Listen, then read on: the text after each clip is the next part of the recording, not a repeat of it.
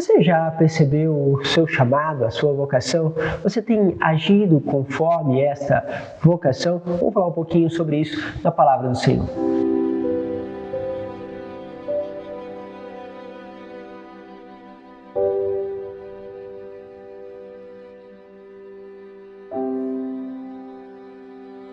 Em nome do Pai, do Filho e do Espírito Santo. Amém. Que bom ter a tua presença. Vamos aqui mergulhando na palavra do Senhor.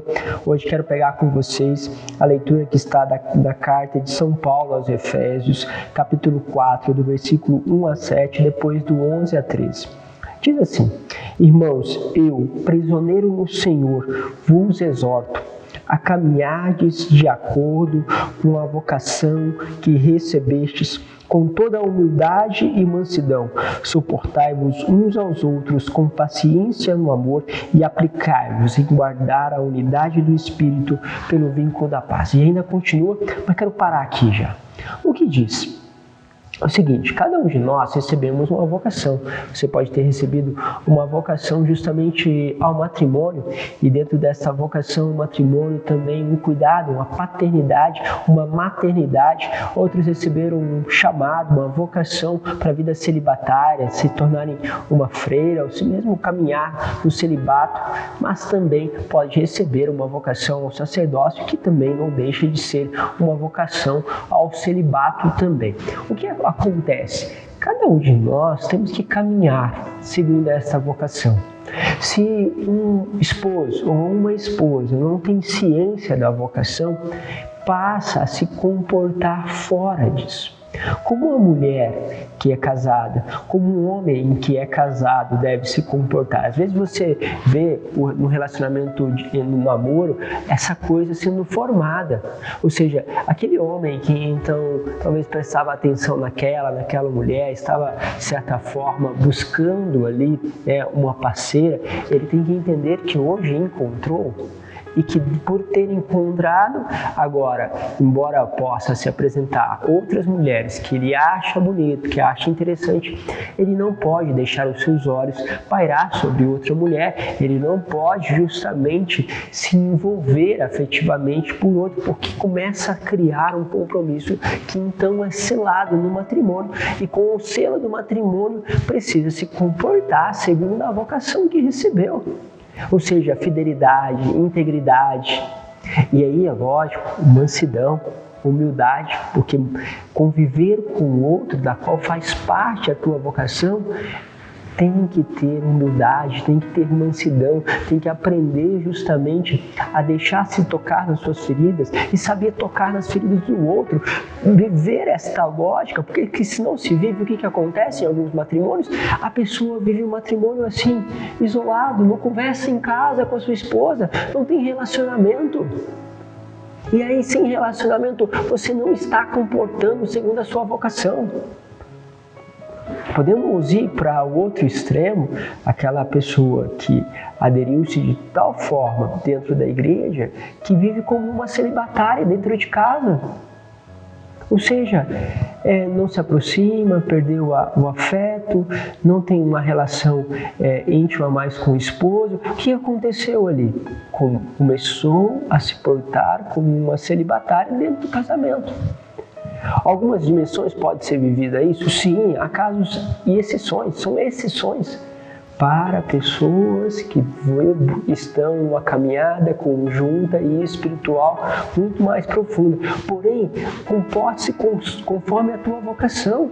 Você precisa criar este relacionamento, este ato justamente conjugal com o teu esposo. Por quê? Porque isso faz parte da tua vocação. Os filhos fazem parte da tua vocação. Se você não quer ter filho, a tua vocação matrimonial, ela está comprometida. Porque a paternidade e a maternidade fazem parte. E você vai ver que no rito do matrimônio, justamente se pergunta: vocês querem acolher no seio da vossa família os filhos e filhas que o Senhor enviar? É perguntado. Porque faz parte do matrimônio, faz parte da vocação, mas alguns não querem. Entende? Nós às vezes não nos comportamos. E aí, se a gente trouxer isso justamente para a nossa realidade, percebemos essa falha. Como é triste ver sacerdote que não se comporta segundo a sua vocação. E, meus caros, eu e qualquer outro pode cair, como você ou outro que tem uma vocação para o matrimônio, precisamos vigiar, porque nós caímos. E eu, na vocação que tem como sacerdote, como celibatário, começo então a dar uma atenção especial, particular para uma menina, para uma pessoa, e ali vou me envolvendo afetivamente. É lógico que eu estou saindo da minha vocação, porque justamente ela está neste todo. E as pessoas percebem, elas notam quando as coisas não têm essa fineza. E aí volta justamente esta dimensão paciente do amor, da humildade, porque isso vai trazendo o relacionamento e a consistência, porque nós devemos ser um só em Cristo. E continua São Paulo, porque há um só corpo, um só Espírito, como também há uma só esperança a qual fostes chamados. Há um só Senhor, uma só fé, um só batismo, um só Deus e Pai de todos, que reina sobre todos, age por meio de todos e permanece em todos. E aí nós vamos criando os vínculos, porque uma vocação completa a outra. Como é bonito a presença sacerdotal numa família. Um padre que tem famílias em volta dele, como é bonito ver famílias que justamente têm um cuidado para com o sacerdote, para com a freira, para com aquele celibatário, porque uma vocação vai completando a outra.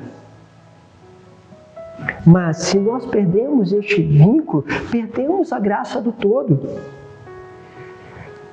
Então, cada um de nós recebeu a graça na medida em que Cristo lhe deu, ou seja, conforme a sua vocação. E foi Ele que instituiu, então, alguns para, dentro das vocações, um ser chamado a ser apóstolo, outro ser profeta, outro ser evangelista, outro ser pastores e mestres. Ele capacitou os santos para o ministério, para edificar o corpo de Cristo, até que cheguemos todos juntos à unidade da fé e do conhecimento do Filho de Deus, ao estado do homem perfeito, à estatura de Cristo em sua plenitude.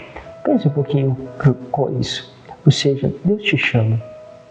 Dentro da tua vocação, como mãe, como pai, um chamado também dentro da sua família a ser um homem da palavra, que evangeliza, a ser um mestre, a ser um formador, a ser um profeta também para a sua e quem sabe para outras famílias.